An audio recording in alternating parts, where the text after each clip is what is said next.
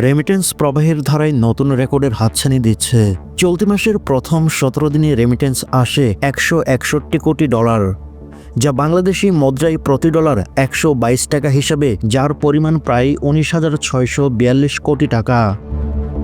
এই হিসেবে প্রতিদিন গড়ে দেশে আসছে $9,47,00,000।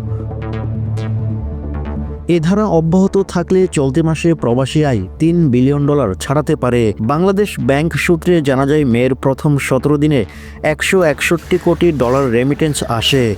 এর মধ্যে রাষ্ট্রীয় মালিকানাধীন ব্যাংকগুলোর মাধ্যমে আসে $49,33,00,000। আর বিশেষায়িত দুই ব্যাংকের মধ্যে এক ব্যাংক কৃষি ব্যাংক, যার মাধ্যমে আসে $15 কোটি বেশি।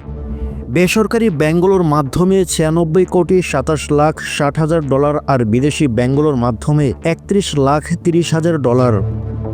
চলতি 2024-25 অর্থবছরের প্রথম জুলাই থেকে $191,37,70,000 রেমিটেন্স আসে। এরপর আগস্টে $222,13,00,000 এবং সেপ্টেম্বরে $240,41,00,000।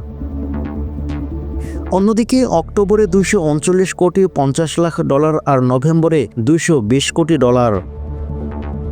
এবং সবশেষ এপ্রিলে রেমিটেন্স আসে $275 কোটি।